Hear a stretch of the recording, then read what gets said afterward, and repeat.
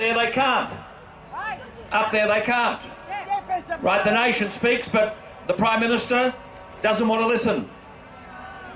And you've got a message to tell the Prime Minister today, and that's why we're here. I mean, basically, people are saying, and there'll be a petition, and the petition is telling us that you want an election. Is that what I'm hearing? Yes. Well, Julie's on 28% at the polls, but she still tells us that she knows best. 28% at the polls.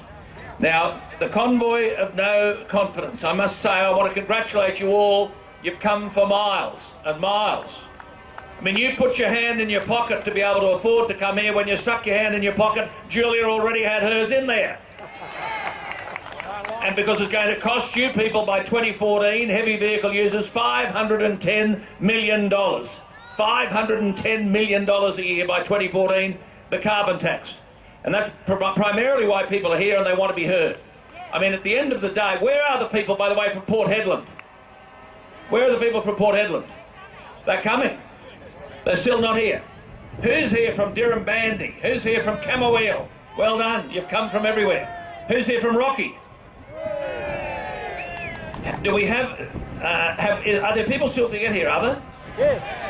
So, right, so the convoys haven't arrived yet in total, or are they being blocked? What's happening? They're still coming in. Mick? Are there still, Mick, where are you? Are there still people trying to get here? No? The cops have just stopped them in the middle of the road. That's them beeping the horn. So there are 6 or 7 convoys and they still can't... Right. Well, we'll get started. We'll have an opportunity to hear people anyway. But at the end of the day, basically, what you're saying is they can't run the government. How can they run your life? That's what you're concerned about, isn't it? That's what you're concerned about. Bob Brown said today that all of you people are Abbott's angry men. So they may have a law now against getting angry. Hey? You can't get angry in this joint. What? Put a tax on. We love CO2, don't we? We do. CO2 keeps us all alive. Do you know what percentage of CO2 there is in the atmosphere? How much? In the whole of the atmosphere we breathe. 0.04%. 0.04%. And do you know how much of that is made naturally? That's volcanoes and all that other stuff. 97% of it is made naturally.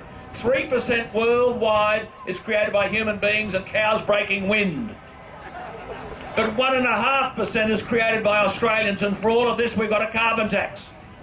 And that's what you're concerned about, isn't it? Yeah. And you're concerned about the cost it'll be to you people. You see, absolutely.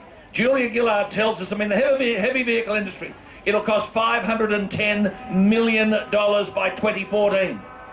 And people have come from all over Australia, and no one up there is prepared to listen. We've got a list of speakers here. No one from the government has yet indicated their willingness to attend. Now, what they don't tell you is how much this will cost the nation.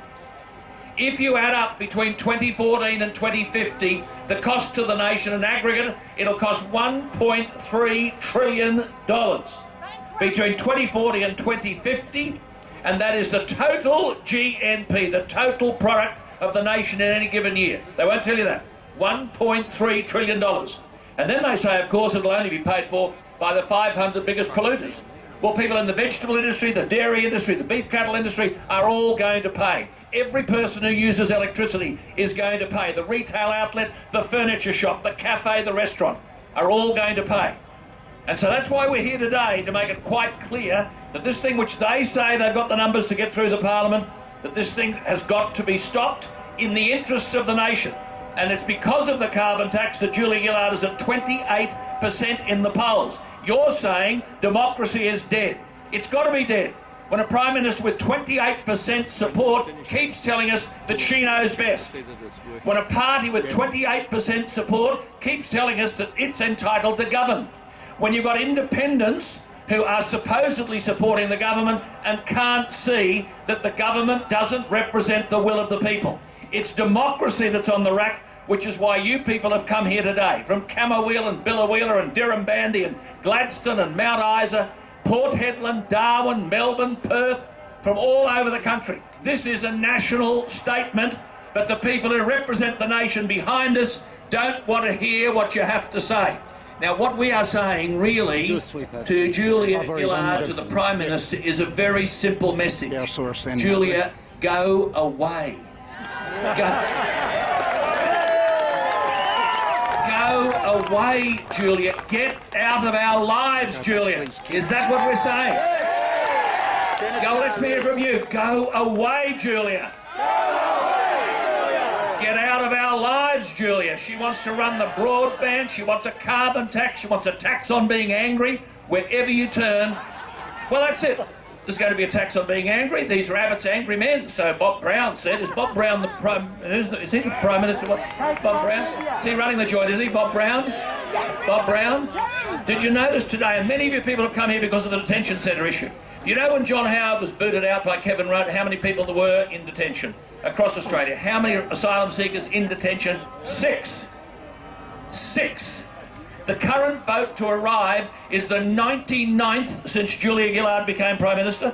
The 99th. There are now over 6,000 asylum seekers in detention. Hey, border protection policy, do you think? Sovereignty of Australia, 6,000 people, and the budget's now costing us $3 billion in the period of this government. We don't have that sort of dough. And you don't have that sort of dough. They're taking it out of your pocket. That's why when you put your hand in your pocket to pay to come here, Julia already had her hand in your pocket. And what we are saying to Julia Gillard is, go away. Go away. Get out of our lives. Well, we've got plenty of people here who are going to talk to you. I'll have more to say later. Let's firstly introduce Barnaby Joyce, the hero of the bush. Barnaby. Here he is. Give him a big welcome. Thanks a lot for that, Alan. You caught me off guard. I'm just going to give my stuff down here to somebody. Here, just take that. Good on you, mate. Thank you very much for that. Well, it's great to be here again. It's great to see the democracy of our nation expressed again. It's so good that you people take time out of your day to come here and to try and get this show back on the road again. We've just got to get this nation back on the road again. You know, I always know what confidence is. Confidence is when those trucks that are out there driving round and around the place like Indians, when those trucks out there have the capacity to move product around our nation unencumbered in a nation and an economy that's going ahead, and a nation and an economy that's got confidence in itself, and a nation and an economy that sticks to the real game and doesn't get distracted with rubbish like a carbon tax. That's when the nation gets confidence. And I can tell you, because this is the rally about no confidence, why your judgment about no confidence is so well expressed. It is this building up here that overnight, one day, decided to close down the live cattle trade. Just close it down. A day when apparently the nation was being run by four corners, not by the politicians. That gives people a sense of no confidence. No confidence that the people here know what they're doing. You got no confidence when one day you find that the people up in that building have orchestrated a plan to close down the Murray-Darling Basin, close down the irrigation rights. You know when you got no confidence when you find the farmers on the verge of rioting in certain towns because the economic rug has been pulled out from underneath their legs because of the Greens. You know you got no confidence when every time we go to Tasmania they're closing down more of the forestry industry. Every time they mention Tasmania they're mentioning it to close down more of the forestry industry. They've already closed down so huge sections of forestry industry throughout our nation, but it seems that all they're interested in doing is listening to the Greens and closing things down so you have no confidence. Or selling it off. You know you got no confidence when every time they mention fishing, the only reason they want to mention fishing is to close it down. Under this government, apparently it's under the Labor rules, apparently it's a crime to go fishing with your son. It's a crime to take a tinny out nowadays. You have a lack of moral fortitude if you decide to go fishing. It's a crime when this nation allows politicians to start regulating every inch of your life so you can't even throw a line in anymore. I tell you what, I get no confidence in the government when I find out that we started with tens of billions of dollars in the bank and they spent the lot and we're now in massive debt. I got no confidence when I look at the Australian Office of Financial Management website this morning and find out that you people are $197 billion in gross debt. I get a little bit concerned when I find out the person you borrowed the most money from is the Communist People's Republic of China. I get a little bit worried about that. I start to lose confidence when this government has given me the biggest debt in our nation's history, followed by the biggest deficit in our nation's history, and where they can't actually hit any target, not one financial target. You know, I get really worried about confidence when the Prime Minister's description of confidence is, and I quote, that she has full confidence in the member for Dobell, Craig Thompson. Who did she pay for? That is her description of confidence. That's the sort of confidence she wants for our nation. And then this is just crazy. It's beyond contempt. How did our nation get to this spot? Is it a confidence trick? It must be a confidence trick. I mean, how did our nation get to this spot? I get a lack of confidence when I turn on the television this morning and find out that my nation's government has been sitting idly by while our steel industry has been closing down. I mean, what happens when we end up with a nation that doesn't make anything, that doesn't grow anything? Then we become a nation of nobodies, and we're better than that.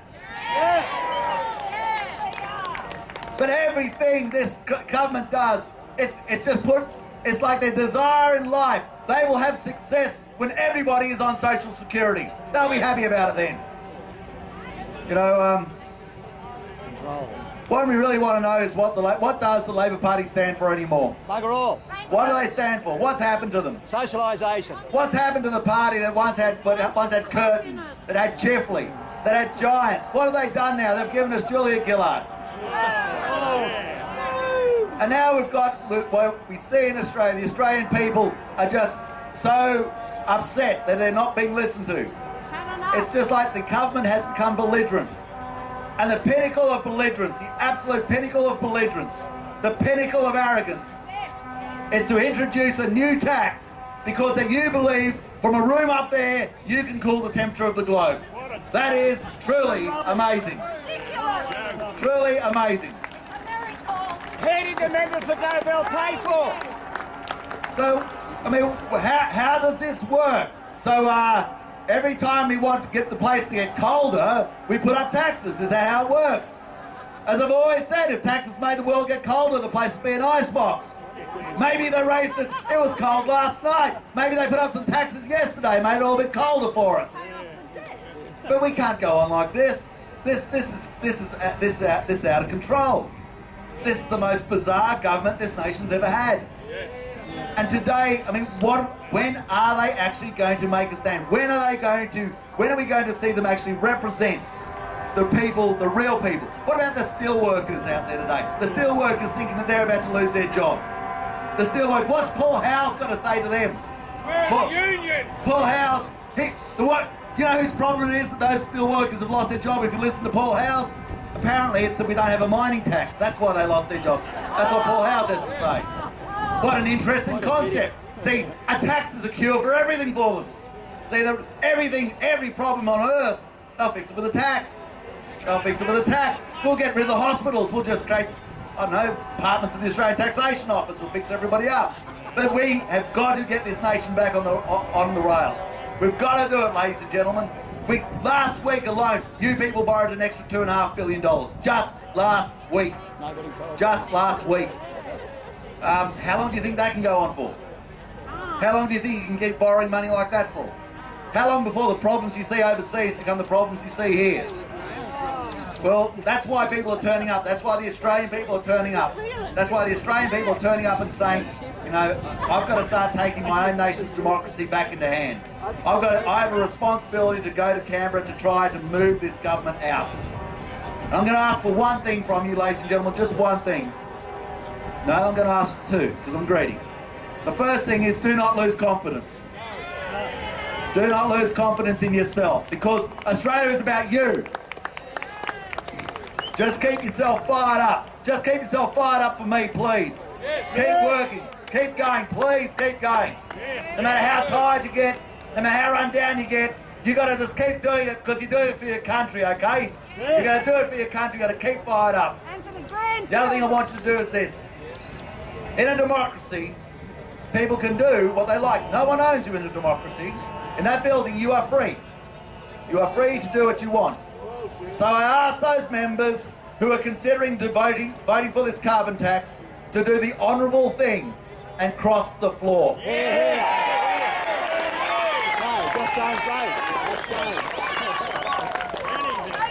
I'm asking them to do one thing. I want them to walk 10 feet for our nation and cross the floor. Walk 10 feet for our nation. And I want you to ring them up and say, can you walk 10 feet for me? Can you walk 10 feet for my nation and stop this carbon tax? I want you to ring up Yvette Darth. I want you to ring up Joel Fitzgibbon. I want you to ring up Craig Thompson. But just make sure you get them at the right time. I want you to ring these people up, and I want you to ask them to do something for our nation. I want you to make sure that they do not vote for this carbon tax, and that can be the first step in a very, very long road to try and get this nation back on the rails. Thank you very much, and God bless. Thank you, Barnaby. Can we just have a little bit of shush? We're saying here today that democracy is dead, and I say this to the media, we're very